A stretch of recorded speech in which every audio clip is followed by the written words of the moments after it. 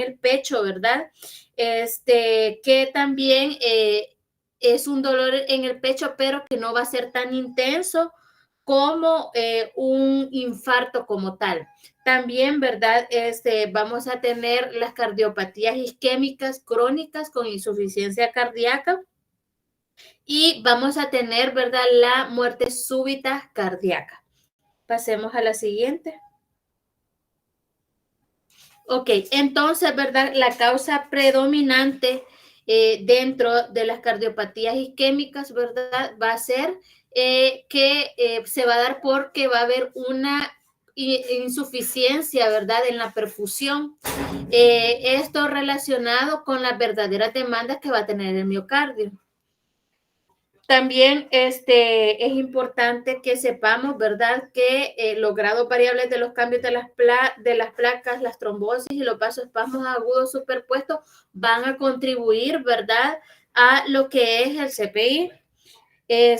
Dentro de la epidemiología, ¿verdad?, las cardiopatías isquémicas causan la mayor parte de muerte, ¿verdad? Y también se dice que esto más que todo en países desarrollados. Pasemos a la siguiente. Ok, entonces vamos a tener que van a haber diferentes consecuencias de lo que es la isquemia del miocardio. Dentro de estas vamos a tener, ¿verdad?, el dolor en el pecho o la angina. La angina, ¿verdad?, puede ser de dos tipos. Está la angina estable y está también, ¿verdad?, la angina inestable. Estas, ¿verdad?, se van a dar porque va a haber una oclusión vascular crónica. Pasemos a la anterior, Brian. Es que siento que faltan diapositivas. En la anterior.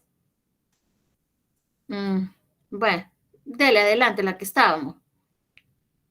Ok, entonces estas se van a deber, ¿verdad? En parte porque va a haber una oclusión que va a ser una oclusión crónica. Ahora bien, cuando nosotros hablamos, espérate, cuando nosotros hablamos de una angina estable, ¿verdad? Esta se va a deber a que van a haber incrementos de la demanda del miocardio de oxígeno que van a superar la capacidad de las arterias coronarias, ¿verdad? Con estenosis. Y también vamos a tener la angina inestable, que esta va a ser causada por cambios agudos en lo que son las placas y que pueden provocar tanto trombosis o una obstrucción que pueden conducir a reducciones incompletas o transitorias de lo que es el flujo sanguíneo coronario. Pasemos al siguiente. También dentro de estas consecuencias vamos a tener el infarto, ¿verdad? Y que este infarto del miocardio. Voy para allá, hijo. Permítame. Hijo. La puerta. Anda a decirle a tu papá. Voy para allá, voy para allá.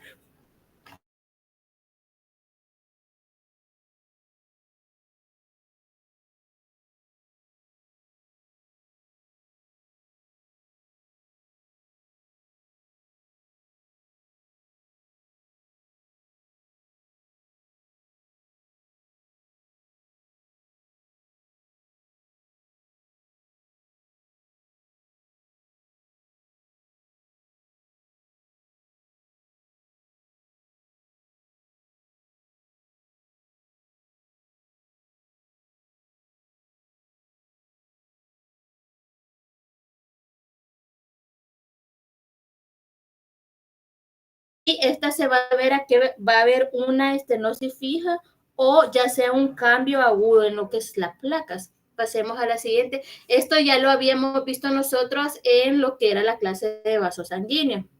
Ahora bien, vamos a iniciar con una de estas complicaciones o consecuencias, ¿verdad? Y es la angina del pecho. Esta se va a caracterizar porque va a presentar ataques que van a ser paroxísticos, ¿verdad? Que habitualmente van a ser repetidos. Se va a presentar con molestias, ¿verdad?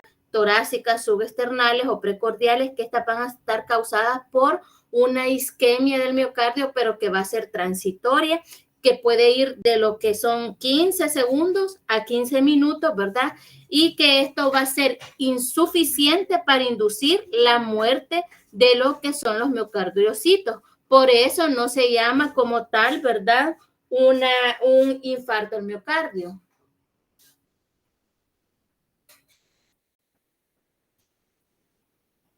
Ok, entonces, dentro de la angina de pecho, ¿verdad? Se va a caracterizar porque van a presentarse en 3 patrones. Dentro de las que podemos mencionar la angina estable, que esta se dice que es la angina típica. Pasemos a la siguiente, quiero ver si hay una diapositiva de eso. Ok, ajá. Esta, ¿verdad? Se va a decir que es una angina típica, ¿verdad? Que va a ser la más frecuente y que esta va a darse porque va a haber un desequilibrio entre la perfusión coronaria, ¿verdad? Ya sea por una aterosclerosis coronaria que va a ser estenosante y crónica y, ¿verdad? Entre la demanda del miocardio. Entonces, también pasemos a la siguiente. Vamos a tener el otro tipo de angina, ¿verdad? Que es una variante de prismental, perdón, y esta va a ser una manera que se dice que es bastante infrecuente. Esta va a ser causada por vasoespasmo y los síntomas realmente no van a estar relacionados ni con el esfuerzo y la ventaja de esta es que van a responder bastante rápido a lo que son los vasodilatadores. Y esta verdad, estas personas que van a presentar este tipo de variante de angina también pueden tener una aterosclerosis coronaria importante, ¿verdad? Y de último vamos a tener la angina inestable. En esta angina inestable, ¿verdad? También es llamada progresiva. Este es un patrón de dolor que se produce con esfuerzos cada vez menores o que incluso se van a dar cuando el paciente esté en reposo. Esta va a ser prolongada. ¿Y por qué se dice que va a ser prolongada? Porque va a durar mayor de 20 minutos. Va a estar causada ya sea por lo que es una rotura de la placa aterosclerótica, que normalmente va a cursar sin obstrucción trombótica completa de lo que es el vaso. La angina, ¿verdad? Inestable es un presagio preocupante de un infarto al miocardio inminente. Pasemos a la siguiente. Pasemos a la siguiente. Ok, y entonces, ¿verdad? Ya entrando de lleno, el infarto al miocardio, ¿verdad? Es la muerte básicamente de lo que son las células, ¿verdad? Por eso se llama un infarto del miocardio. Va a ser causado principalmente, ¿verdad? Por una oclusión vascular. Se dice que en Estados Unidos, ¿verdad? Se producen aproximadamente 1.5 millones de infartos del miocardio y que el riesgo va a aumentar progresivamente con la edad. El 10% se van a producir en individuos, ¿verdad? Que van a ser menores de 40 años y el 45% en personas que son menores de 65 años. Sí se puede dar, ¿verdad? En pacientes jóvenes, más ahora con todos los antecedentes, ¿verdad? De problemas cardiovasculares que tiene hoy la población, no es algo imposible. Entonces, siempre, ¿verdad? Va a ser un diagnóstico que nosotros vamos a tener en cuenta cuando nos llegue el paciente a la emergencia, porque muchas veces es bien común, ¿verdad? Que en el hospital en la emergencia, los estudiantes, los residentes, ¿verdad? A veces cuando nosotros nos llegan pacientes que se quejan de dolor precordial y que presentan todas esas características que podrían sugerir que puede ser un infarto, por lo general lo que uno dice, es un N, ¿verdad? Es un paciente neurótico y ya ha pasado que nosotros hemos dejado a los pacientes así, va como un paciente neurótico y realmente sí tienen un infarto, ¿verdad? Entonces no hay que tomarlo muy a la ligera. Pasemos a la siguiente. Entonces, dice que en personas de mediana edad, el sexo masculino aumenta el riesgo relativo, ¿verdad? Ciertamente las mujeres están protegidas por lo general durante sus años fértiles. La vez pasada hablamos de eso. ¿Y por qué dijimos que estaba, bueno, por qué se creía de manera hipotética que las mujeres estaban hasta cierto punto protegidas? Vamos a ver, Christopher. Dígame, doctora. ¿Por qué dijimos de que las mujeres podrían estar? Porque aquí nosotros, porque el libro dice que las mujeres pueden estar protegidas. En la clase de vasos sanguíneos, la primera que les di, yo les dije que hipotéticamente se creía que las mujeres estaban protegidas. ¿Por qué? Creería que por el incremento de enzimas que tiene, porque siempre tiene más enzimas que los hombres y el sistema metabólico de las mujeres es mejor que el de los hombres. ¿Será por eso? Es la idea que se me viene. Ok. ¿Alguien que le ayude a Christopher? Por las hormonas, creo que Muy bien. específicamente el estrógeno. Muy bien, ¿verdad? Eso fue lo que dijimos, que se creía que los estrógenos podrían estar protegiendo a la mujer, pero que son los estrógenos producidos por la propia mujer, ¿verdad? Porque también se ha visto que cuando las mujeres ya son mayores y se les dan estrógenos exógenos, no funcionan como un factor protector, ¿verdad? Pasemos a la siguiente. Ok, entonces, ¿cómo se da esta patología? ¿Cuál es la patogenia, verdad? Dentro de la patogenia, ¿verdad? El principal es la oclusión de lo que es las arterias coronarias. Ahora bien, el infarto del miocardio va a estar causado por una hemorragia en lo que es el interior de la placa o ya sea por una erosión o por una rotura de lo que es la placa, que se puede acompañar con lo que es una trombosis superpuesta. Entonces, ¿cómo va a reaccionar, verdad? El miocardio, ¿cuál va a ser la respuesta del miocardio ante esto? Primero, la placa teromatosa resulta erosionada o alterada bruscamente, ¿verdad? Por una lesión endotelial, que nosotros ya vimos cómo se da esa lesión. Entonces, también, ¿verdad? Por una hemorragia en su interior o fuerzas mecánicas. ¿Cuáles pueden ser esas fuerzas mecánicas? Vamos a ver, Germán.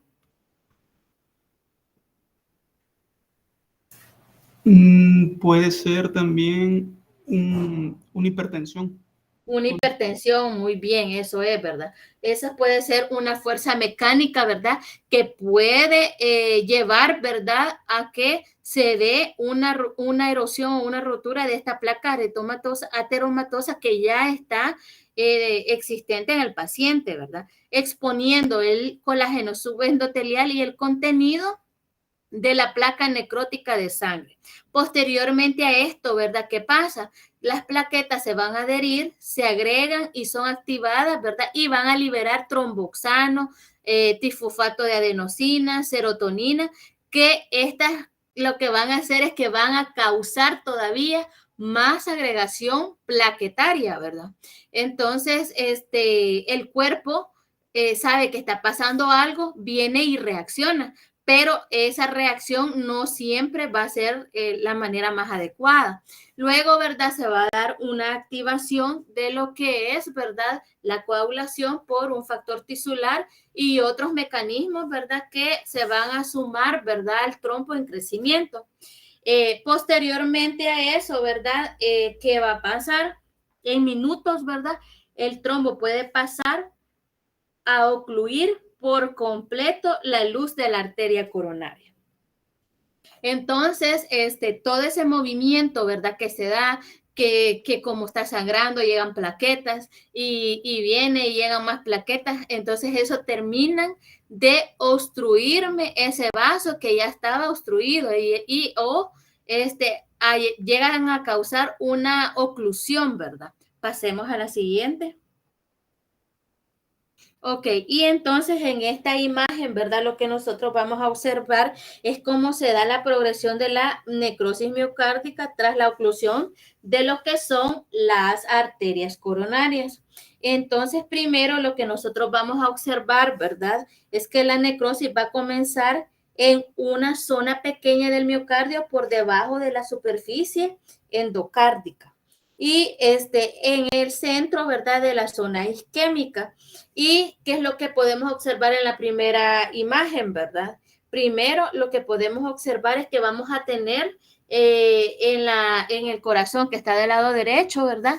Que primero se ha dado un infarto completo, ¿verdad? Que va a afectar toda la zona del riego, de riego sanguíneo. ¿Cuáles serían esas arterias que están obstruyendo ahí? ¿Cuáles son? Las que tiene el dibujo del lado derecho, el corazón. Las arterias coronarias. Las coronarias, ¿verdad? Entonces, primero, ¿verdad? Se va a dar lo que es, ¿verdad?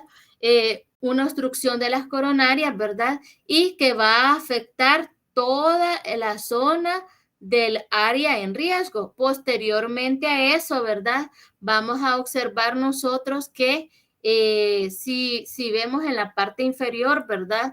Se va a dar un área de necrosis. Es decir, ya existía un área, ¿verdad?, que estaba en riesgo, pero que posteriormente a la oclusión de toda la irrigación, ¿verdad?, vamos a tener una necrosis, ¿verdad? Y que sabemos que esa necrosis va a terminar en un infarto del miocardio.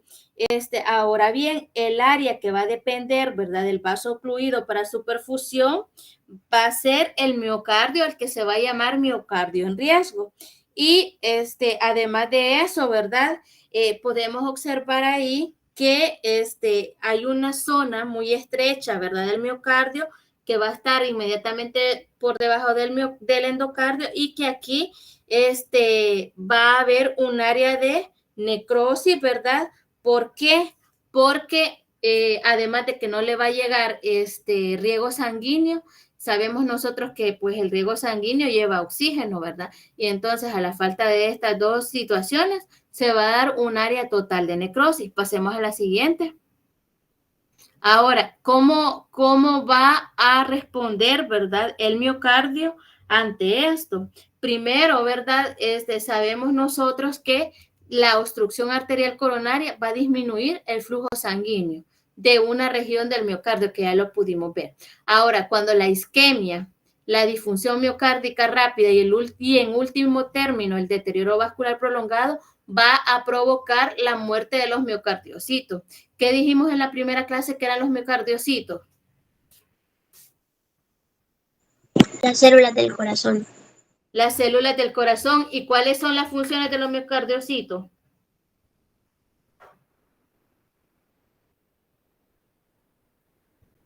Es la contracción del corazón y la musculatura. ¿Y la qué? La musculatura. ¿Quién más le ayuda a Luis? Es producir el bombeo de la sangre mediante la contracción y la distensión del músculo. Ok. Entonces, ¿verdad? Las células que se van a ver afectadas, ¿verdad? Durante la necrosis o en el momento del infarto, ¿verdad? Van a ser los miocardiocitos. Pasemos a la siguiente. Ok, entonces, ¿verdad?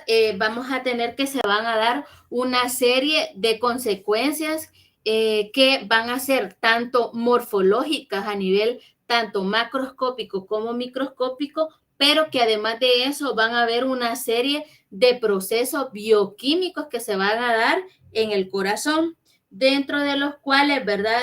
Podemos mencionar que dice que la consecuencia bioquímica precoz de la isquemia miocárdica en el fin del metabolismo aeróbico en segundos, dice que se traduce a una producción inadecuada de lo que es el fosfato de alta energía. Dentro de esto, ¿verdad? Podemos mencionar que es el trifosfato de adenosina principalmente. También, ¿verdad? Debido a la enorme dependencia del funcionamiento miocárdico del oxígeno y de los nutrientes, la contractibilidad del miocardio cesa más o menos 1 minuto después del inicio de lo que es la isquemia grave. Démosle a la siguiente, por favor. Ya vamos a ver allí. Este esquema, ¿verdad? Ahí nos tratan de mostrar cuál es la secuencia temporal de todos los hallazgos bioquímicos, ¿verdad? Que nosotros vamos a ver en un infarto. Ahora bien, ahí, ¿hola? ¿Hola? ¿Alguien iba a preguntar algo? Ok, entonces acá nosotros vamos a ver, ¿verdad? Una secuencia temporal, es decir, todos los procesos que se dan, ¿verdad? En los primeros hallazgos bioquímicos y de lo que es la progresión de la necrosis de los miocardiocitos tras el inicio, ¿verdad? De una isquemia grave. Ahora bien, cuando se da, ¿verdad? Lo que es la isquemia grave, lo que nosotros vamos a empezar a observar, ¿verdad? Es que va a iniciar con un agotamiento de lo que es el trifosfato de adenosina o lo que es mejor llamado ATP. Y entonces acá vemos 2 cuadros. Uno de ellos es donde se va viendo cómo se van manejando los niveles de lactato y de ATP en el transcurso de lo que son los minutos. Y en la imagen B, ¿verdad? Lo que nosotros podemos observar es todo lo que sucede en los 30 minutos desde que inició, ¿verdad? La isquemia. Entonces, en los primeros minutos, ¿verdad? Lo que vamos a observar nosotros es que va a haber un agotamiento del trifosfato de adenosina, ¿verdad? También, por ende, hay una pérdida de la función de la actividad contráctil, pero más no de la muerte celular. En 60 segundos, ¿verdad? Esto lo que permite, ¿verdad? Es precipitar, ¿verdad? El fracaso miocárdico mucho antes de que se inicie a producir una muerte celular como tal. Luego, ¿verdad? Posteriormente a eso, ¿qué es lo que nosotros vamos a observar? Ahí podemos observar que hay un inicio de lesión, ¿verdad? Que puede ser tanto reversible como irreversible. Entonces, ¿qué es lo que pasa? En la imagen B, ¿verdad? Que les decía que era cuando se dan los 30 minutos desde el inicio, ¿verdad? De la isquemia, la lesión miocárdica es potencialmente reversible. Pero ¿qué pasa? Eso depende mucho del tiempo o de las horas, ¿verdad? Entonces dice que eso, ¿verdad? Depende mucho del tiempo que transcurra desde el inicio hasta el momento en que se inicia a dar un tratamiento. Ahora bien, ahí vamos a ver que hay un tiempo que es bastante importante y se habla de un momento de entre las 6 y 12 horas. Ahora bien, dice que los beneficios de perfusión son máximos cuando se consiguen tempranamente y se pierden progresivamente si la perfusión se retrasa. Entonces, ¿verdad? ¿Qué es lo que nosotros vamos a observar? Que una lesión va a entrar en una fase irreversible, ¿verdad? Cuando se produce primero en lo que es la zona endocárdica, porque esta va a ser la última zona en recibir la cantidad de sangre suministrada por lo que son los vasos epicárdicos y también esta va a ser un área que va a estar bastante expuesta a presiones intramurales que van a ser relativamente altas. Ahora bien, posteriormente a eso, ¿verdad? Lo que nosotros vamos a observar que va a haber una disminución del ATP y un aumento del lactato. Eso es bien importante que nosotros lo tomemos en cuenta. ¿Cuándo la necrosis va a ser completa? Cuando ya va a estar entre las 3 y las 6 horas después de una isquemia cuando sea grave. Pasemos a la siguiente. Entonces, ¿verdad? ¿Cuál va a ser la primera característica detectable de la necrosis del miocardiocito? Va a ser la alteración de la integridad de la membrana sarcolémica que va a permitir que las macromoléculas intercelulares pasen a las células necróticas, al intersticio cardíaco y finalmente a lo que es la microvasculatura y a los vasos linfáticos. Pasemos a la siguiente. Y entonces, ¿verdad? Acá vamos a ver nosotros una tabla donde nos explican, ¿verdad? Todo el tiempo aproximado de la aparición de los fenómenos clave en los miocardiocitos isquémicos. Entonces acá, ¿verdad? Lo que vamos a ver, por ejemplo, el inicio de la reducción de ATP, eso se da de inmediato, en segundo, después de que se da el infarto. ¿Cuándo vamos a tener la contractibilidad, la pérdida de la contractibilidad? Eso se da en un tiempo menor de 2 minutos. Ahora, el ATP dice que al 50% de lo normal es a los 10 minutos y también al 10% de lo normal a los 40 minutos. La lesión celular irreversible se va a dar de entre los 20 a los 40 minutos y lesión microvascular ya a la hora, mayor de 1 hora. Pasemos a la siguiente. Ok, entonces ahora, ¿verdad? Vamos a ver las diferentes localizaciones, el tamaño y las características morfológicas específicas de un infarto del miocardio agudo y que van a depender mucho, ¿verdad? De muchos factores. Por ejemplo, de la localización, va a depender también, ¿verdad? El tamaño, de la duración de la oclusión, de las necesidades metabólicas, ¿verdad? Que se van a tener. Y también van a haber otros factores, ¿verdad? Que van a influir, como por ejemplo la frecuencia cardíaca, el ritmo cardíaco y la oxigenación de sangre. Un infarto, ¿verdad? Suele alcanzar su extensión máxima entre las 3 y las 6 horas en ausencia de una intervención causado por la oclusión de un vaso que puede ser epicárdico. Puede tener la capacidad de afectar lo que es todo el espesor de la pared y es a esto a lo que se le va a llamar un infarto transmural. Pasemos a la siguiente. Ok, y entonces, ¿verdad? Vamos a tener patrones del infarto. La distribución, ¿verdad? De la necrosis miocárdica se va a correlacionar con lo que es la localización y la causa de la perfusión.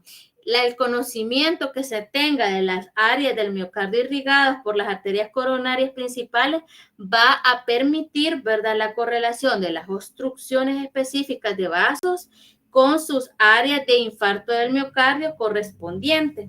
Y vamos a pasar a ver una imagen, ¿verdad? Pasemos a la siguiente.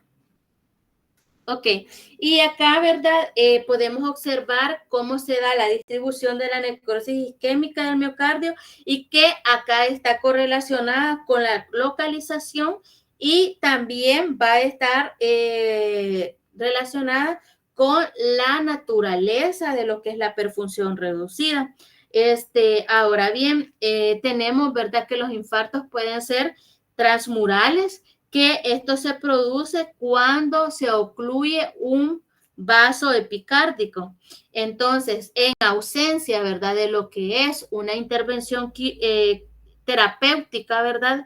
La necrosis puede afectar prácticamente lo que es todo el espesor de la pared ventricular en la distribución de la coronaria afectada. Este patrón, ¿verdad? Muchas veces se suele asociar con la combinación de aterosclerosis coronaria crónica. También puede estar asociado con un cambio agudo en placas y también puede estar asociado, ¿verdad? Con algunas trombosis superpuestas. Y entonces, ¿verdad? ¿Qué es lo que podemos observar? Hay transmurales y no transmurales. Cuando nosotros hablamos ya de los infartos no transmurales, ¿verdad? Esta se va a dar cuando la obstrucción transitoria parcial del infarto, ¿verdad? Se da en áreas subendocárticas. ¿Y qué es lo que va a pasar? Va a haber una hipotensión global, un infarto subendocárdico, ¿verdad? Que va a dañar todo en un aspecto circunferencial. Si nosotros vemos, ¿verdad? En comparación con el infarto transmural, ¿verdad? En el del lado izquierdo, vemos que hay una oclusión permanente, pero solamente de un área, no tiene la característica de ser circunferencial. Y verdad, también vamos a ver que en los infartos no transmurales van a haber oclusiones de pequeños vasos intramurales y microinfartos, ¿verdad? Y que es todo lo contrario a los infartos transmurales, donde vamos a ver que hay una oclusión permanente de la arteria coronaria derecha o de su rama descendente posterior. Pasemos a la siguiente. Ok, este cuadrito es importante que lo conozcamos, ¿verdad?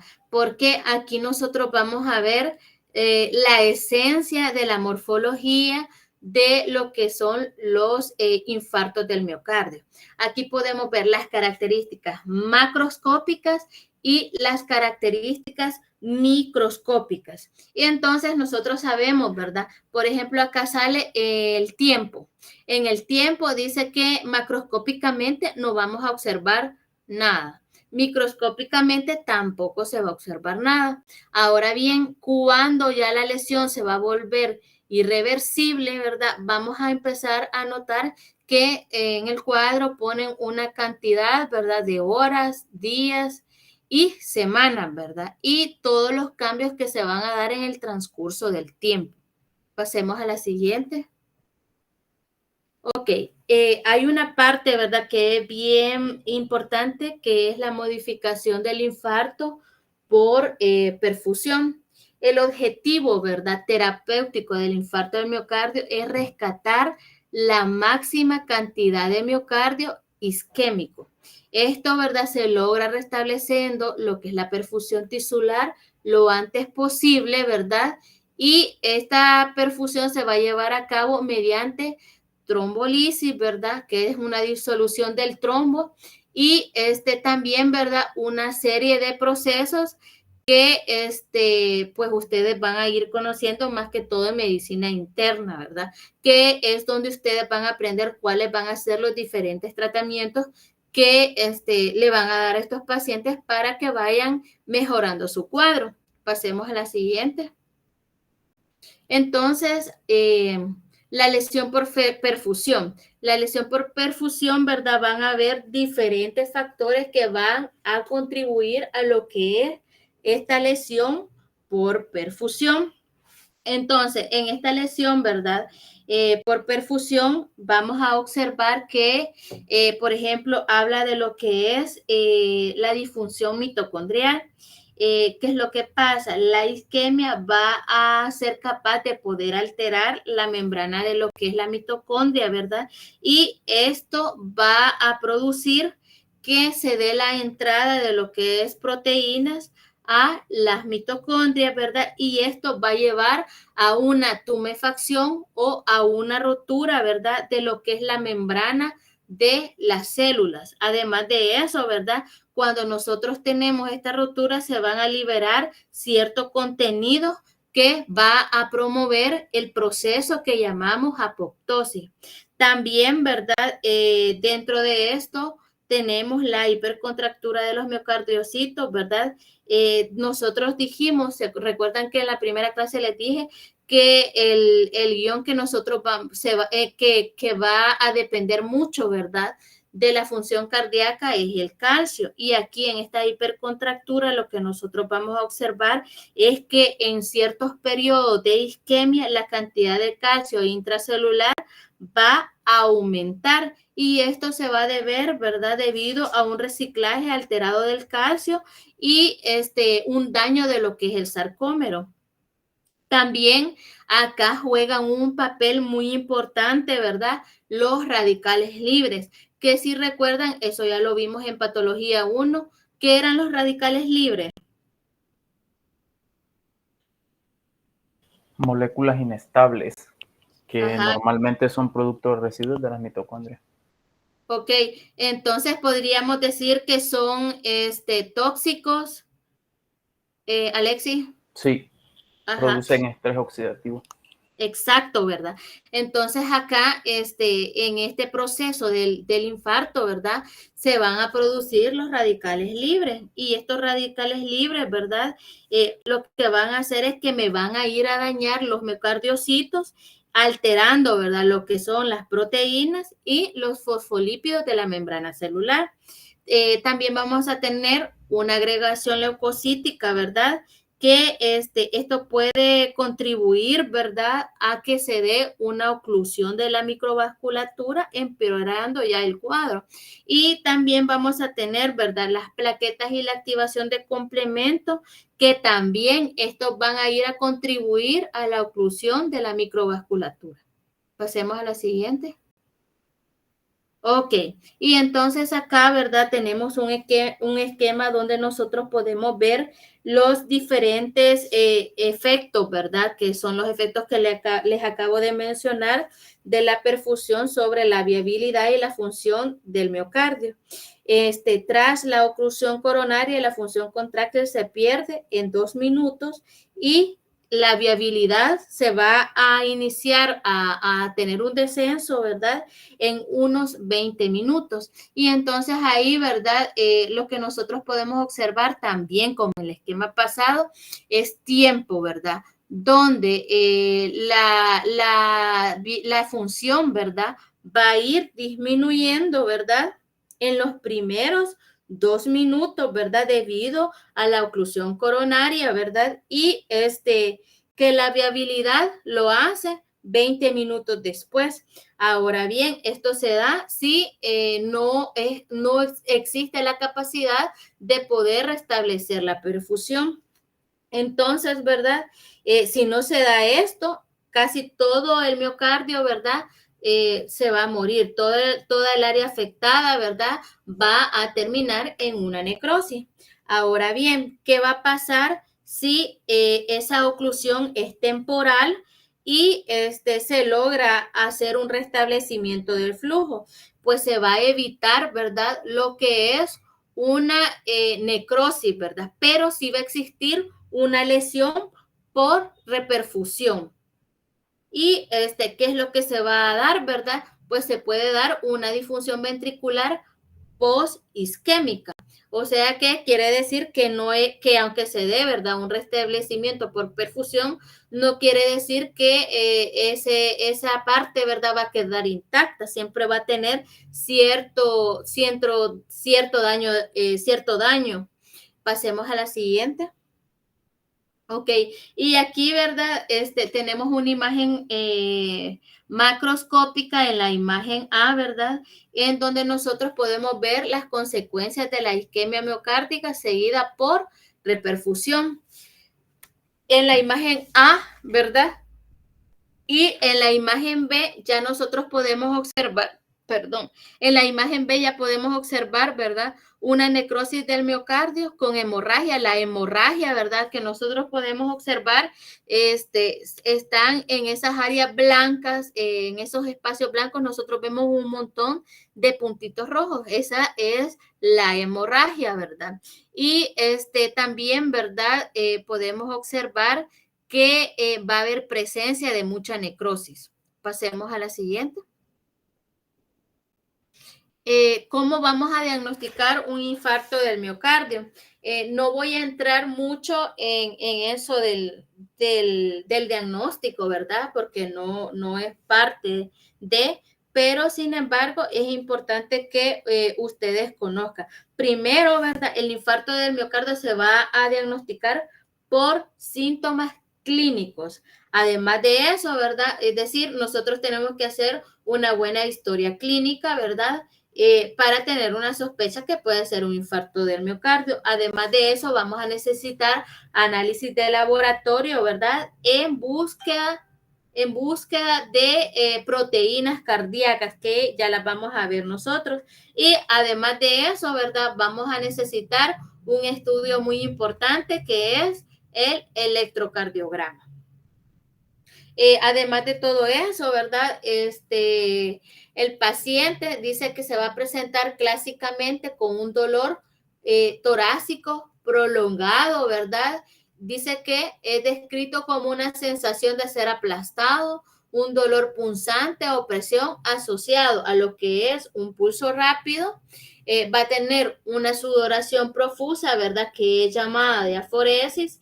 Y además de eso, ¿verdad? El paciente va a presentar una disnea secundaria debido a la menor contractibilidad del miocardio isquémico y a la congestión y al edema pulmonar resultantes.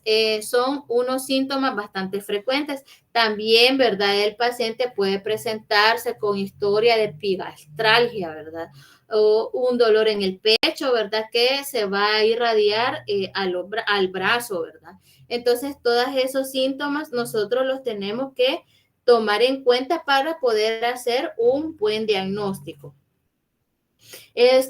¿Cuáles van a ser esas? Bueno, más adelante están las proteínas que vamos a necesitar. ¿Tenemos la siguiente? Ok, y en esta imagen, ¿verdad? Nosotros lo que podemos observar es cuáles van a ser esas proteínas que nosotros vamos a necesitar para el diagnóstico de lo que es el infarto. Entonces acá podemos observar que cuando se da el infarto agudo del miocardio, se da primero, ¿verdad? La membrana plasmática de los miocardiocitos van a tener ciertas fugas. Primero, ¿verdad? Va a haber una liberación, ¿verdad? De troponinas libres en lo que es el citoplasma, ¿verdad? Y que esas troponinas van a ser muy importantes para poder hacer el diagnóstico de un infarto, ¿verdad? Entonces dice que ya en la parte 3 sale troponina de la célula a lo que es la circulación.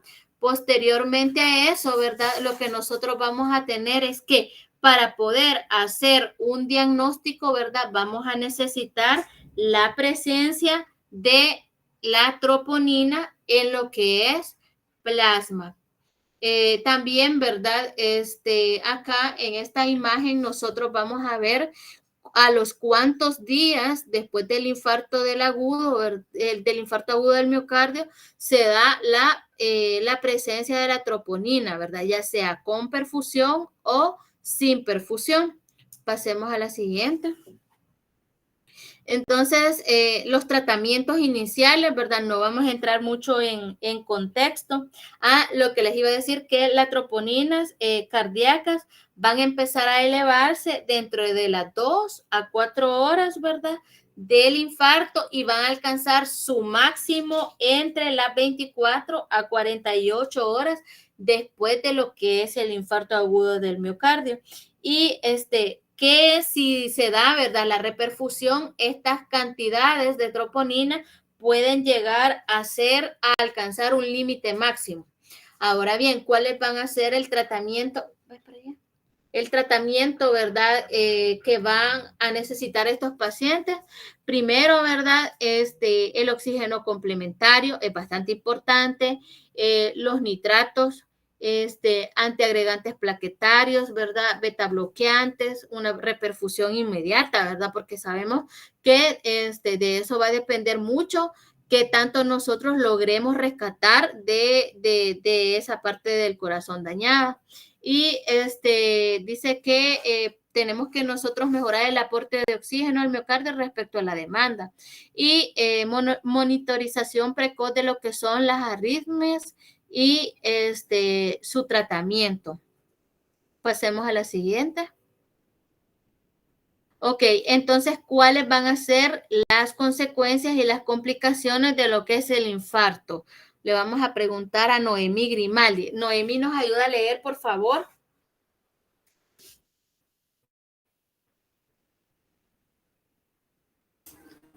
Bueno, consecuencias y complicaciones del infarto del miocardio. Casi 3/4 partes de los pacientes sufren una o más de las siguientes complicaciones tras un infarto al miocardio agudo. La primera sería una disfunción contráctil, por lo que los infartos al miocardio van a afectar la función de la bomba del ventrículo izquierdo en proporción al volumen de daño. En la mayoría de los casos hay cierto grado de insuficiencia del ventrículo izquierdo que se va a manifestar por una hipotensión, congestión pulmonar y edema del pulmón. Otra de las complicaciones sería la disfunción de los músculos papilares. Esta es infrecuente y en ese se rompen los músculos papilares en un infarto al miocardio. A menudo son disfuncionales y son escasamente contráctiles debido a la isquemia, lo que va a determinar una insuficiencia mitral postinfarto. Ok, pasemos a la siguiente. Gracias, Noemí. Ok, también, ¿verdad? Vamos a tener otra de las complicaciones o consecuencias, que es infarto del ventrículo derecho y rotura del miocardio. Ya lo vamos a observar. Pasemos a la siguiente, por favor. La siguiente. Y acá, ¿verdad? En esta imagen nosotros podemos observar las diferentes complicaciones que vamos a tener posterior a lo que es el infarto. Primero, ¿verdad? Lo que podemos observar que la rotura del miocardio va a complicar solo de un 1 a un 5%, ¿verdad? De los pacientes con infarto del miocardio, ¿verdad? Y que esta sí suele ser bastante mortal. La rotura de la pared, ¿verdad? Lo que sucede es que más que todo se va a dañar la parte de la pared del ventrículo izquierdo. Esta va a ser como la más frecuente, ¿verdad? Y además de eso, ¿verdad? Esta rotura me va a provocar un hemopericardio y también un taponamiento cardíaco, ¿verdad? Y que eso es lo que me va a llevar a la muerte.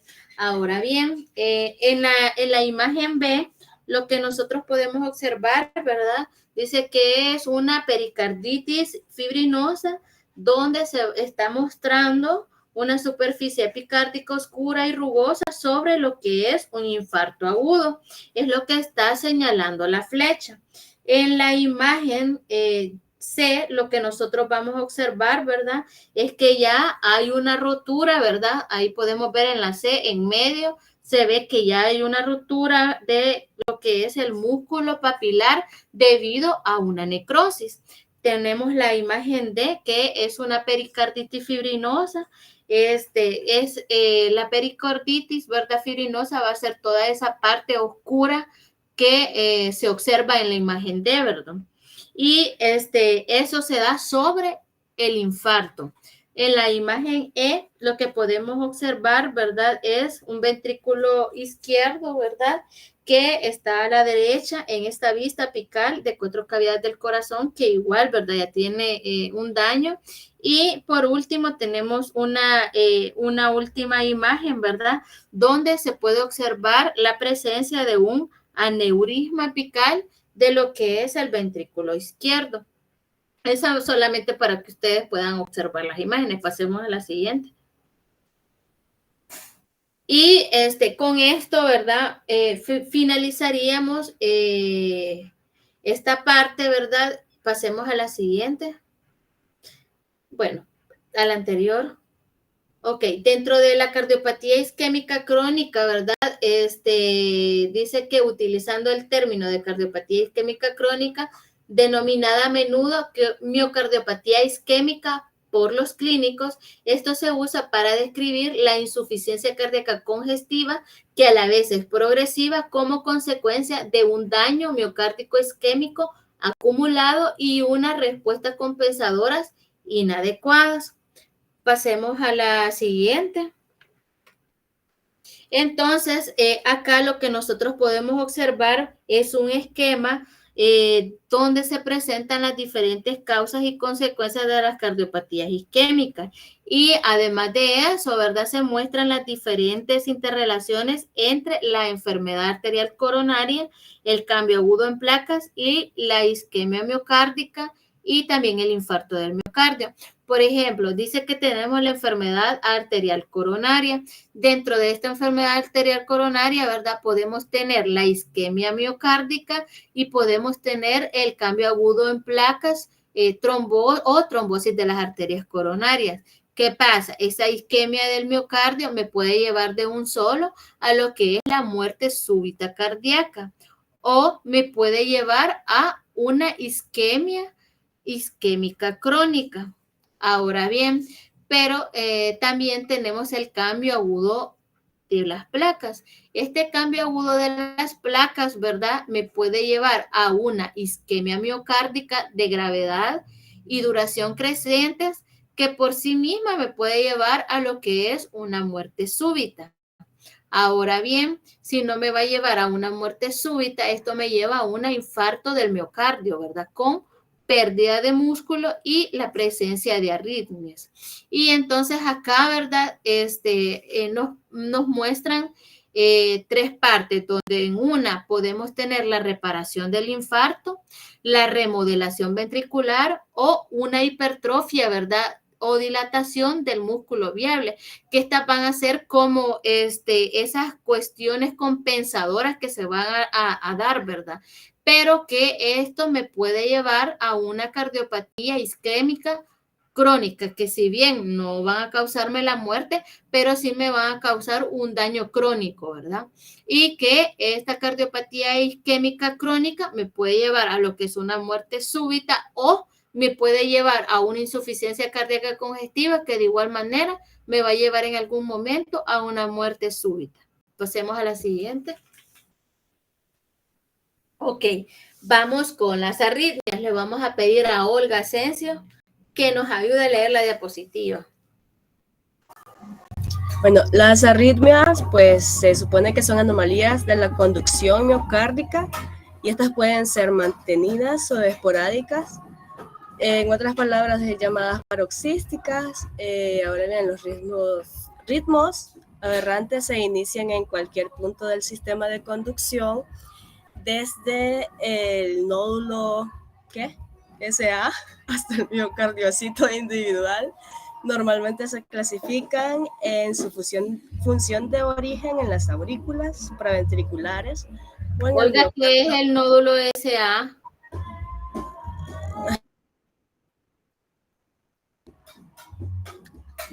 No sé, doctora. ¿Alguien que le ayude a Olga? Es el nodo sinusal. No auricular. El nodo sinusal, ¿verdad? Eso sería el marcapasos del corazón. Exacto, ¿verdad? Ok, continuemos, Olga. Entonces dice que las arritmias se manifiestan por taquicardia, frecuencia cardíaca elevada, bradicardia, frecuencia cardíaca baja, o ritmo irregular con contradicciones ventriculares normales, despolarización caótica sin contracciones ventriculares funcionales, en este caso son fibrilaciones ventriculares, o ausencia de actividad eléctrica, o asistolia.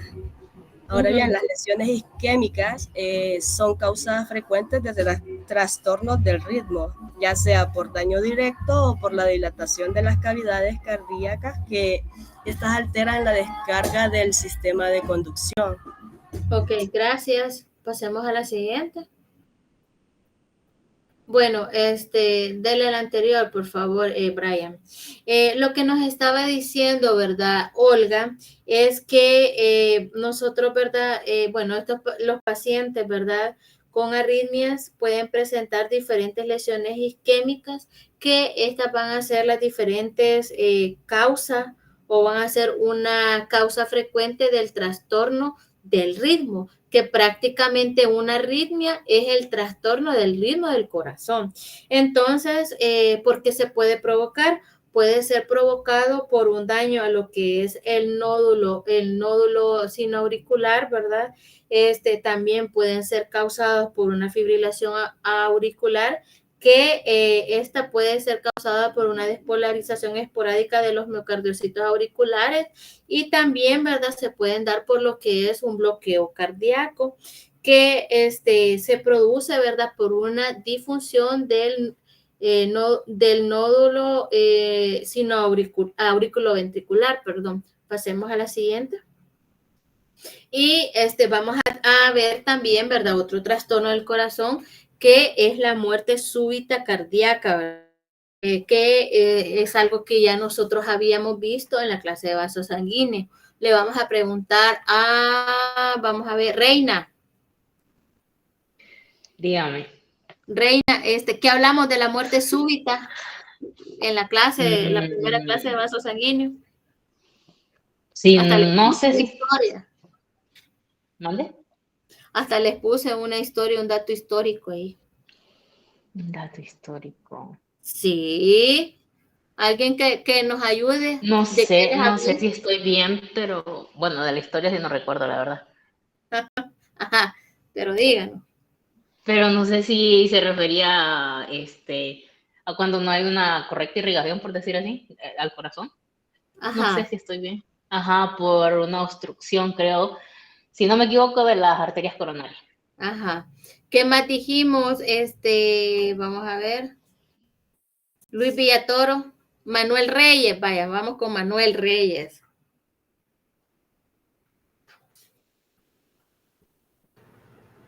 No sé si tenía que ver un ejemplo que nos puso en la clase o sea, que tenía que ver con los deportistas que Muy llegan a tener bien. alguna anomalía congénita o algún componente aterosclerótico que en el evento de la actividad física conllevara a la producción de la muerte cardíaca, por así decirlo. Exacto. De eso les hablé, ¿verdad? Les dije de que la muerte súbita cardíaca era algo que se daba, ¿verdad? En algunos deportistas, ¿verdad? La muerte súbita, ¿verdad? Suele definirse como la muerte cardíaca inesperada, ¿verdad? Entre 1 y 24 horas después del inicio de los síntomas. También, ¿verdad? Dice que en Estados Unidos esto se produce entre 180,000 a 450,000 casos por año. Y la mayoría de estos casos los atribuyen ellos, ¿verdad? A arritmias letales y también, ¿verdad? A una fibrilación. La principal causa de estas muertes, ¿verdad? Aunque bueno, la mayoría casi de los pacientes dice que están asociadas a procesos de aterosclerosis significativa y que solo un pequeño porcentaje, entre el 10 y el 20, ¿verdad? Pueden sufrir una ruptura aguda en placa, ¿verdad? O en la placa y solamente un pequeño porcentaje de esto pueden desarrollar un infarto del miocardio como tal. Pasemos a la siguiente.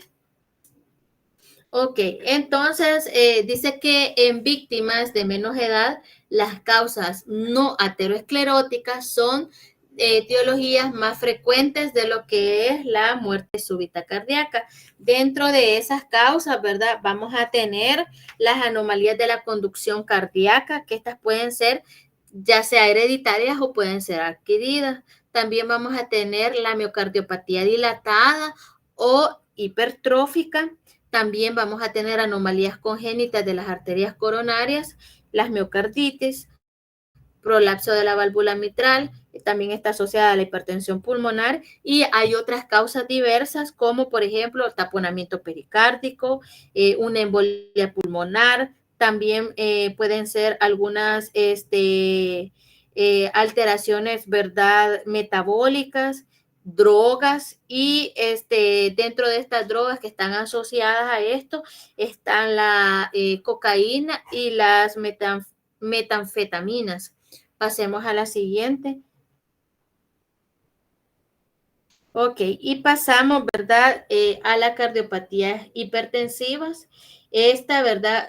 Se dice que es una consecuencia de lo que son las mayores demandas impuestas al corazón por lo que es la hipertensión causante de una sobrecarga de la presión e hipertrofia ventricular. Los criterios patológicos mínimos para que podamos hacer el diagnóstico de una cardiopatía hipertensiva sistémica va a ser una hipertrofia del ventrículo izquierdo y dice que esto en ausencia de otros trastornos cardiovasculares y anamnesis o muestras anatomopatológicas de hipertensión en otros órganos, ¿verdad? Realmente ver esto en un laboratorio de patología es bien difícil, ¿verdad? Porque si tenemos una muestra de corazón, quiere decir que ese paciente ya se murió y no, las autopsias no suele ser algo que se hagan de manera rutinaria en los laboratorios de patología de este país. Pasemos a la siguiente. Ok, y entonces acá nosotros podemos observar en esa imagen, ¿verdad? Una cardiopatía hipertensiva sistémica y pulmonar. En la imagen A, una cardiopatía hipertensiva sistémica, ¿verdad? Donde podemos observar que hay un engrosamiento concéntrico notable de la pared de lo que es el ventrículo izquierdo, que va a reducir el tamaño de la luz, ¿verdad? Y dice que el ventrículo y la aurícula izquierda, que es lo que está señalado por el asterisco, están a la derecha, ¿verdad? En esta vista apical de 4 cámaras del corazón. En la otra imagen, esta es también una cardiopatía hipertensiva pulmonar derecha, ¿verdad? Donde se puede observar que la parte del ventrículo derecho está bastante dilatado. Y si nosotros la comparamos con la otra del otro lado, ¿verdad? En la imagen B, el ventrículo, ¿verdad? Que está del lado izquierdo en la imagen, podemos observar que hay una notable dilatación. Pasemos a la siguiente. También, además de eso, lo que nosotros podemos observar, ¿verdad? Que hay pasemos a la siguiente, a la anterior, perdón, Brian. Además de eso, ¿verdad? Lo que nosotros podemos observar también que hay un aumento de lo que es el ventrículo derecho, hay un aumento del tamaño. Pasemos a la siguiente. Vamos a la cardiopatía hipertensiva pulmonar. Le vamos a pedir a María Reyes que nos ayude a leer.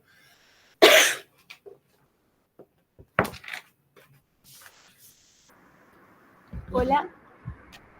Ajá. Okay.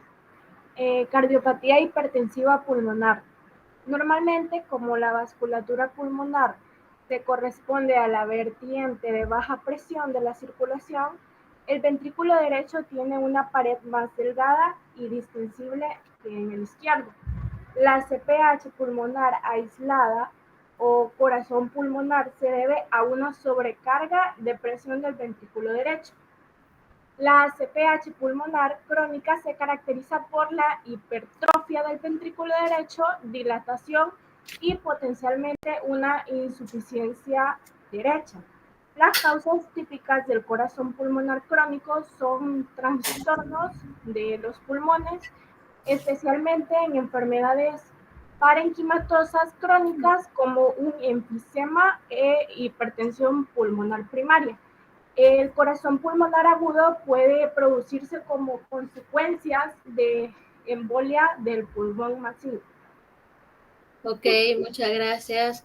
Entonces, ¿verdad? Podemos decir que la cardiopatía hipertensiva pulmonar es una contrapartida derecha de lo que es la cardiopatía hipertensiva sistémica y que los trastornos que afectan a la estructura o a la función pulmonar pueden ser enfisemas o también pueden estar dentro de esto una hipertensión pulmonar primaria.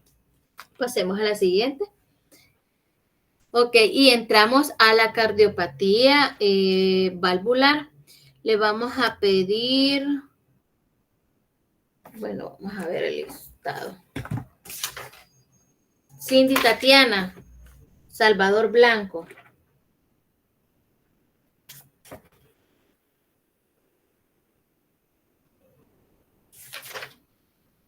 Cindy Tatiana.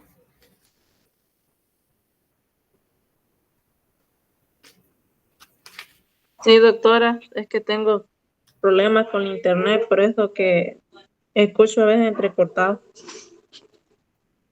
Vaya, le vamos a pedir entonces vamos a ver, a César Luis Jiménez que nos lea la diapositiva. Es cardiopatía valvular. La enfermedad valvular puede llegar a la atención clínica por estenosis, insuficiencia, sinónimos, regurgitación o incompetencia o ambas. La estenosis es la incapacidad de una válvula de abrirse por completo obstruyendo el flujo anterógrado. La insuficiencia se debe a la incapacidad de una válvula de cerrarse totalmente, permitiendo así la regurgitación del flujo retrógrado de la sangre. Ok, entonces... Yo tengo una pregunta. Sí. ¿Cuál sería la diferencia entre una estenosis en una vena a una estenosis en una válvula? ¿O cómo yo lo puedo diferenciar? Pues, ¿cómo lo puede diferenciar? ¿Morfológicamente o por los síntomas? O sea, no sé si realmente la palabra estenosis hace referencia al cierre como tal, independientemente sea de la vena o de una válvula. Más que todo, estenosis, ¿verdad? En este caso sería de una válvula, Alexis. Cuando nosotros hablamos de estenosis, es que la válvula va a tener, va a haber una incapacidad de lo que es la válvula para poderse abrir por completo, y de esta manera va a dificultar a que haya ¿cómo decirle? Un flujo anterógrado, no retrógrado. Sí. Ok, gracias. Y lo que dijo Alexi, lo importante de esto es que nosotros podamos diferenciar entre una estenosis y una insuficiencia. ¿Alguien me podría decir cuál cree que es la diferencia entre una estenosis y una insuficiencia? ¿Eso? Alexi. Pues yo creería que una insuficiencia es un daño orgánico.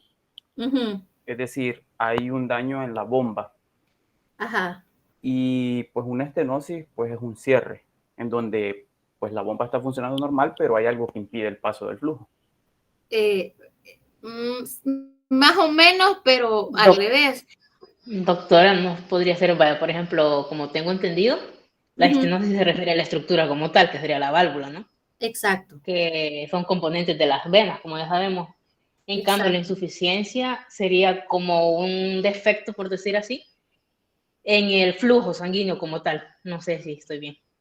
Sí, tiene que ver con el flujo sanguíneo, pero más que todo es que el flujo se va a ver afectado por la dificultad que va a tener la válvula, pero para cerrarse totalmente. La estenosis es una dificultad para poderse abrir y la insuficiencia es una dificultad para poderse cerrar.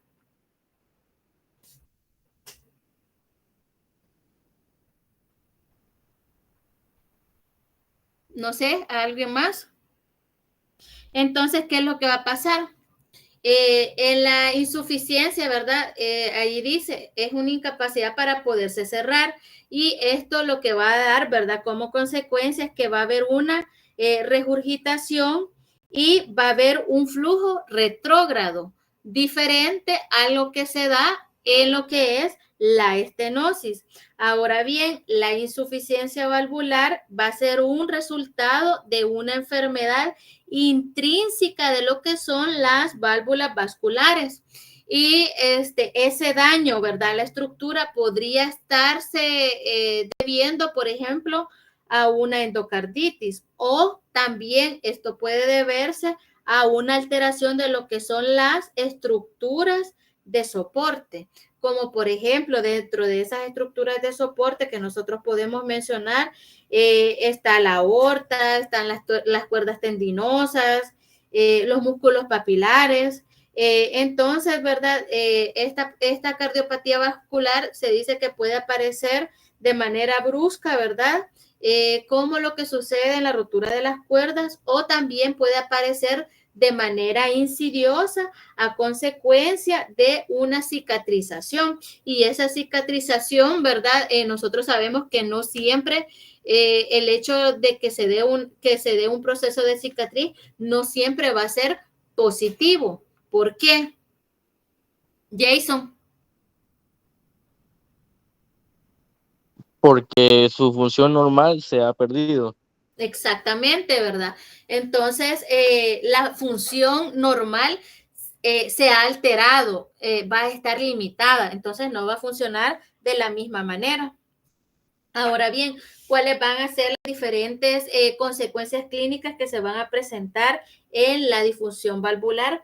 Pues estas pueden depender del grado de alteración que se den en las válvulas. Pasemos a la siguiente. Si gustan, vamos a ir a tomar agua y regresamos en 5 minutos.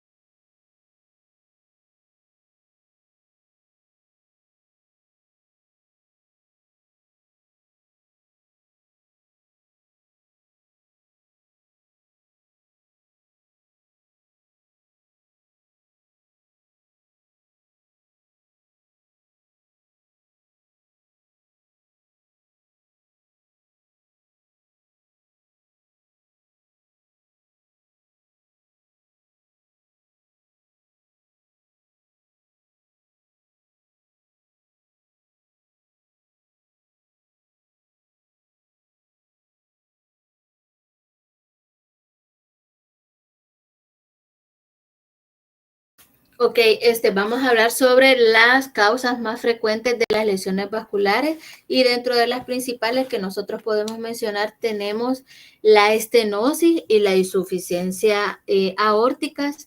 Estas pueden producirse solas o juntas en las mismas válvulas. También vamos a tener lo que es la estenosis mitral, que es más que todo cuando la valvulopatía puede afectar solamente una válvula. Y en este caso, la estenosis mitral sería como la más frecuente. También, ¿verdad? Vamos a tener la insuficiencia mitral. Pasemos a la siguiente.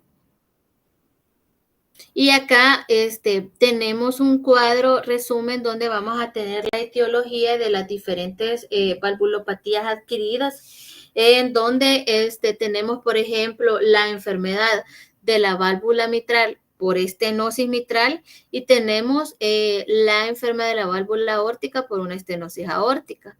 Dentro de la etiología, aquí dice, por ejemplo, en la de la válvula mitral o estenosis mitral, dice que puede ser por una cardiopatía reumática, en donde se va a dar una cicatrización proinflamatoria.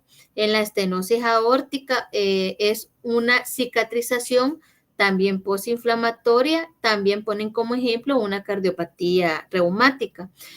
También, ¿verdad? Vamos a tener una estenosis aórtica calcificada, que esto más que todo es en pacientes de edad avanzada y una calcificación de lo que es la válvula, ¿verdad? Deformada, que esto va a ser algo congénito. Y pues vamos a tener también una serie de etiologías de una insuficiencia mitral, ¿verdad? Dentro de las cuales podemos mencionar, por ejemplo, las anomalías de las válvulas, anomalías del aparato tensor, ¿verdad? Anomalías de la cavidad del ventrículo izquierdo, y dentro de cada una de ellas, pues vamos a tener otras causas, ¿verdad? Y tenemos otras etiologías de la insuficiencia aórtica, donde mencionan las valvulopatías intrínsecas que también por una cicatrización proinflamatoria y una enfermedad aórtica donde tenemos, ¿verdad?, las dilataciones, la aortitis sifilítica, ¿verdad?, espondilitis anquilosante, artritis reumatoide y síndrome de Marfan. Pasemos a la siguiente. Continuamos con lo que es la degeneración valvular calcificada. Le vamos a pedir a Javier que nos lea. Buenas noches, doctora. Buenas noches. La degeneración valvular calcificada. Dice que las válvulas cardíacas están sometidas a un alto grado de estrés mecánico repetitivo, especialmente en los puntos bisagra de las válvulas. Esto es la consecuencia de millones de contracciones cardíacas cada año, deformaciones sustanciales del tejido en cada contracción y gradientes de presión transvalvulares en la fase cerrada de cada contracción de unos 120 milímetros de mercurio para la válvula mitral y 80 milímetros de mercurio para la válvula aórtica. Las más frecuentes de todas las anomalías valvulares es la estenosis aórtica calcificada y es habitualmente la consecuencia del desgaste asociado a la edad de válvulas anatómicamente normales o bien bicúspides congénitas, que son presentes aproximadamente en el 1% de la población, y la prevalencia de estenosis aórtica se estima en el 2% y está aumentando a medida que la población general envejece. Gracias, Javier. Pasemos a la siguiente. Ok, a la anterior. Brian. Vaya, dentro de la degeneración de la válvula, ¿verdad? O la degeneración valvular calcificada, vamos a tener diferentes causas de esto, dentro de las cuales podemos mencionar la estenosis aórtica por calcificación y también, ¿verdad? Tenemos las que son causadas, las degeneraciones valvulares, que no son solamente por calcificación, sino que también son congénitas. Pasemos a la siguiente. Y acá lo que nos muestra, ¿verdad? En esta imagen es una degeneración valvular calcificada. En la imagen A hay una estenosis aórtica calcificada de una válvula previamente normal, ¿verdad? Donde nosotros podemos observar que con la flecha nos están indicando, ¿verdad?, que hay masas nodulares de calcio amontonadas dentro de lo que es los senos de Valsalva. Y ahí podemos observar en la imagen A, ¿verdad?, esos aspectos nodulares que son calcio. En la imagen B también tenemos una imagen donde se presenta una estenosis aórtica calcificada de una válvula bicúspide, pero que en este caso es congénito.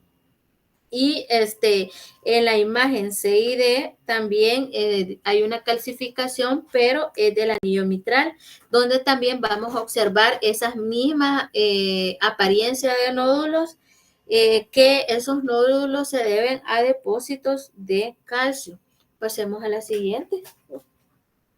Ok, vamos con lo que es el prolapso de la válvula mitral o una degeneración mixomatosa de la válvula mitral. Una o ambas valvas de la válvula mitral van a estar agrandadas y van a ser grandes y de aspecto mixomatoso, van a ser flácidas y van a tener un abombamiento retrógrado. Además de eso, ¿verdad? Dice que esto puede afectar entre el 2 y el 3% de la población y va a ser más frecuente en las mujeres. La etiología de esto es bastante incierta, ¿verdad? Pero que está asociado a lo que es el síndrome de Marfan y sugiere que se da porque hay una síntesis anormal de matriz extracelular potencialmente relacionada con la desregulación de la transducción de señales. Pasemos a la siguiente. ¿Qué es lo que vamos a observar en la morfología? Pasemos a la siguiente, a la morfología. Acá, dentro de la morfología que nosotros vamos a tener, ¿verdad? De la degeneración mixomatosa, el estudio macroscópico, lo que vamos a observar es que hay una redundancia, ¿verdad? Y un abombamiento de lo que van a ser las cuerdas tendinosas, como lo podemos observar en la imagen B y C. Además de eso, van a estar, ¿verdad?, adelgazadas y también en algunas ocasiones, pueden estar rotas. El estudio microscópico, ¿verdad?, que es el que observamos en la imagen D y C, lo que nos va a presentar, ¿verdad?, es que vamos a observar algunos cambios que van a estar asociados a degeneración. Y esa degeneración, ¿verdad?, va a estar causada porque va a haber un engrosamiento, que va a ser un engrosamiento de aspecto fibroso de lo que son las valvas. Pasemos a la siguiente. ¿Cuál es? Bueno, pasemos a esta, la fiebre reumática. Acá en la fiebre reumática también vamos a hablar de lo que es la cardiopatía reumática. Esta ya sabemos nosotros que es una enfermedad inflamatoria multisistémica y que aparece, ¿verdad?, clásicamente en los niños tras una infección por estreptococos del grupo A. Por lo general, estas son faringitis, ¿verdad?, que nosotros sabemos que son bastante común en los niños y se atribuye a una reacción cruzada de lo que son los anticuerpos de la antiestreptococos y a linfocitos T del anfitrión frente a antígenos cardíacos. Entonces, ¿qué es lo que pasa? Las respuestas celulares y humorales causan un daño, ¿verdad?, en lo que es las válvulas y que además de eso, este daño va a ser progresivo y también se va a acompañar de lo que es fibrosis.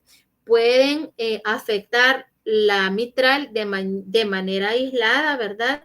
Esto se da en el 65 al 70% de los casos, pero también puede tener una afectación combinada con la aórtica y también con la mitral. Además de eso, ¿verdad? Pueden estar dañadas también la tricúspide, la pulmonar y aunque estas van a estar dañadas más que todo en una menor cantidad, no es tan común, ¿verdad? Y se dice que la cardiopatía reumática es la única causa de estenosis vascular mitral adquirida. Pasemos a la siguiente. ¿Qué es lo que vamos a observar morfológicamente? Los pacientes, ¿verdad?, van a tener una poliartritis migratoria de grandes articulaciones. También van a haber, ¿verdad?, pancarditis. También vamos a tener presencia de lo que son nódulos subcutáneos. También, además de eso, permítanme.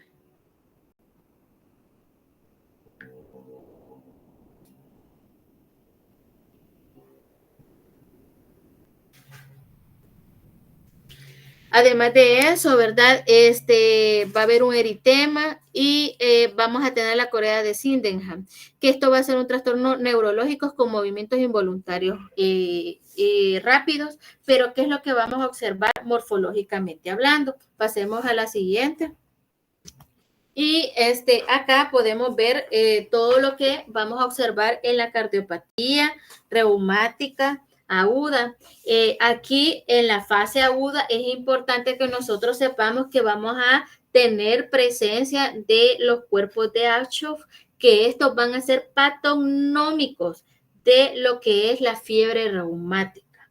Y esto se trata de focos miocárdicos y pericárdicos o también endocárdicos que van a ser focos de necrosis fibrinoide que van a estar rodeados de células inflamatorias, pero mononucleares. También va a haber presencia de macrófagos que estos van a estar activados y también, ¿verdad? Vamos a observar que se van a presentar unas células llamadas células en forma de oruga. Acá en estas imágenes que nosotros vemos, en la imagen A podemos observar que hay una valvulitis de la mitral, ¿verdad? Es una valvulitis reumática de la válvula mitral, ¿verdad? Y también podemos observar algo que es bastante común, que son las vegetaciones, que eso va a estar presente, ¿verdad? También vamos a observar, por ejemplo, en la imagen B, que esta de la imagen B son esas lesiones patognomónicas que se llaman lesiones o cuerpos de Aschoff. Estos, ¿verdad? Son cuerpos de Aschoff en una paciente con una carditis reumática aguda. Entonces, ¿qué es lo que va a pasar ahí? Este es un miocardio, ¿verdad? Donde se muestra un nódulo circunscrito de células inflamatorias, pero que son mononucleares, como ya les dije. También va a haber presencia de necrosis dentro de lo que es la inflamación. En la imagen C y D, lo que vamos a observar es una estenosis mitral con engrosamiento fibroso difuso y distorsión de lo que es las valvas. Y la imagen D, la flecha, lo que nos está mostrando, ¿verdad? Es que hay un engrosamiento de lo que son las cuerdas tendinosas. Y en la imagen E, esta ya dice que es una imagen resecada quirúrgicamente, donde se observa una estenosis aórtica reumática, donde se puede mostrar el engrosamiento y la distorsión de las cúspides de fusión de las comisuras. Entonces, ¿qué es importante saber, verdad? De que la fiebre reumática nos puede provocar una cardiopatía reumática que va a presentar células patognomónicas que son llamadas como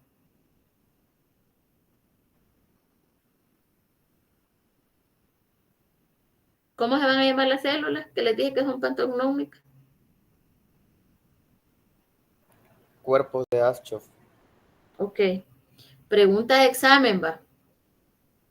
Pasemos a la siguiente. Tenemos la endocarditis infecciosa. Le vamos a pedir a Manuel que nos lea. Es una infección, endocarditis infecciosa. Es una infección microbiana de las válvulas cardíacas o el endocardio mural que lleva a la formación de vegetaciones compuestas por desechos trombóticos y gérmenes, asociadas a menudo a la destrucción de los tejidos cardíacos y subyacentes. La aorta, los aneurismas, otros vasos sanguíneos y los dispositivos protésicos también pueden infectarse, aunque es posible que esté causada por hongos y otros grupos de microorganismos. La mayoría de las infecciones son bacterianas, endocarditis bacteriana. Un diagnóstico precoz, la identificación del organismo responsable y el tratamiento eficaz son importantes para limitar su morbimortalidad. Ok, entonces la endocarditis infecciosa puede ser de dos tipos, la aguda y también la subaguda. La aguda va a estar causada, ¿verdad?, por gérmenes que son virulentos, dentro de los cuales podemos mencionar los estafilococos aureus, que normalmente van a infectar una válvula previamente normal y que estas se dicen que pueden provocar lesiones que son altamente destructivas. Aquí vamos a observar que las vegetaciones van a ser de tamaño bastante considerable y que pueden llegar a causar algunas complicaciones embólicas. También vamos a tener la endocarditis infecciosa subaguda, que esta va a estar causada por Streptococcus viridans en un 50-60% de los casos, y que igual que el anterior, pueden llegar a infectar una válvula, es lo contrario al anterior, esta nos puede llegar a afectar una válvula que es anormal y que ya está lesionada previamente. Pasemos a la siguiente. Eso ya lo vimos, la siguiente. Ok. Dice que la endocarditis tiene un inicio bastante tormentoso, con la aparición de fiebre, escalofríos, debilidad, cansancio. Y dice que aunque la fiebre es el signo más constante, puede ser ligera o puede faltar, especialmente en ancianos. Y dice que las únicas manifestaciones va a ser el cansancio inespecífico y el síndrome pseudogripal. Y acá vamos a tener los diferentes criterios diagnósticos de lo que son las endocarditis. Y tenemos criterios anatomopatológicos, tenemos criterios clínicos mayores y menores. Que eso ustedes lo van a ir a leer, ¿verdad? No vamos a entrar de lleno ahorita en eso. Pasemos al siguiente. Tenemos la endocarditis trombósica no bacteriana. Esta también es denominada endocarditis marásmica.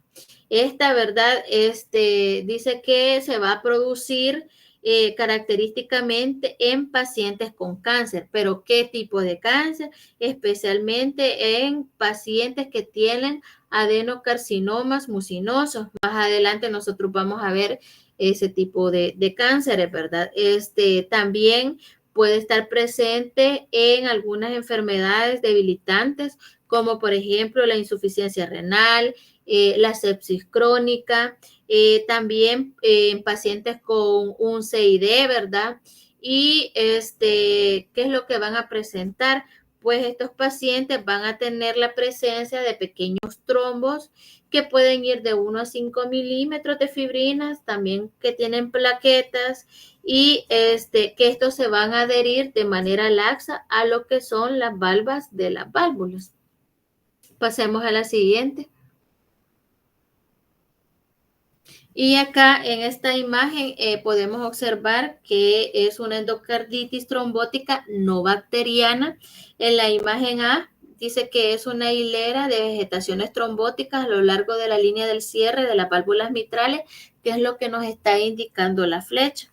Y acá vemos un corte histológico de la endocarditis trombótica no bacteriana, donde nos están mostrando un trombo blando que no tiene inflamación y que se encuentra en la cúspide valvular. Pasemos a la siguiente. Ok, vamos a pedirle vamos a ver quién no ha leído. Edgardo. Ayúdenos, Edgardo. Buenas noches. Buenas noches. Bueno, endocarditis del lupus eritematoso sistémico, enfermedad de Liebman-Sachs. Bueno, no sé. Las vegetaciones estériles pequeñas de 1 a 4 milímetros que aparecen en un lupus eritematoso sistémico se denominan endocarditis de Liebman-Sachs. Las lesiones se desarrollan como consecuencia del depósito de inmunocomplejos, con activación del complemento y reclutamiento de células que porten el receptor FC. Histológicamente hay una valvulitis intensa y una necrosis fibrinoide de la sustancia valvular. Ok, gracias. Entonces acá, ¿verdad? Vamos a ver que esto se va a dar también en el síndrome por anticuerpos antifosfolípidos y se produce por básicamente el depósito de inmunocomplejos. Pasemos a la siguiente. Tenemos algo bien importante, ¿verdad? Que son las complicaciones de las válvulas protésicas. Las válvulas protésicas son mecánicas, rígidas, sintéticas o son bioprotésicas, ¿verdad? Son válvulas humanas crioconservadas o tejidos animales que son fijados químicamente. El 60% de los receptores de las válvulas desarrollan una complicación significativa relacionada con la válvula en 10 años. Y esos 10 años va a ser posterior a la implantación quirúrgica. Y dentro de esas complicaciones vamos a tener la tromboembolia, vamos a tener también, ¿verdad?, hemorragia relacionada con anticoagulantes, deterioro estructural, ¿verdad?, intrínseco y una cicatrización inadecuada. Pasemos a la siguiente. Y sobre las miocardiopatías, eso iba antes, no sé por qué está ahí, tenemos las miocardiopatías carcinoides, que los tumores carcinoides elaboran ciertos productos que son productos bioactivos, como por ejemplo podríamos mencionar la serotonina. Entonces, el síndrome carcinoide es un trastorno sistémico que va a estar caracterizado por diarrea, también dermatitis, broncoconstricción. Entonces, la cardiopatía carcinoide se refiere al engrosamiento valvular y el engrosamiento endocárdico debido a una proliferación de lo que es el músculo liso y a la síntesis de lo que es la matriz, que ocurre en un porcentaje de los pacientes que tienen un síndrome carcinoide. Más que todo, está asociada a esos síndromes carcinoides con tumores hepáticos. A eso está bastante relacionado. Y estos pacientes, ¿verdad? Tienen esas cardiopatías carcinoides. Y acá en la imagen A podemos observar que hay una lesión fibrótica endocárdica característica que afecta a lo que es el ventrículo derecho y a la válvula tricúspide. En la imagen B tenemos una microfotografía, ¿verdad? Donde lo que nos quieren mostrar es un engrosamiento endocárdico. Esta es una tinción especial, ¿verdad? De MOVA, donde nos quieren mostrar un tejido elástico miocárdico que es provocado, ¿verdad? Por una cardiopatía carcinoide que es muy característico que se dé un engrosamiento. Pasemos a la siguiente. Y esta es con respecto, ¿verdad?, a lo que estuvimos hablando de las válvulas protésicas. Y estas son las complicaciones de las válvulas cardíacas artificiales. En la A hay una trombosis de lo que es la válvula protésica mecánica. Y en la imagen B podemos observar una calcificación con desgarro secundario de lo que es la válvula cardíaca bioprotésica porcina. Pasemos a la siguiente.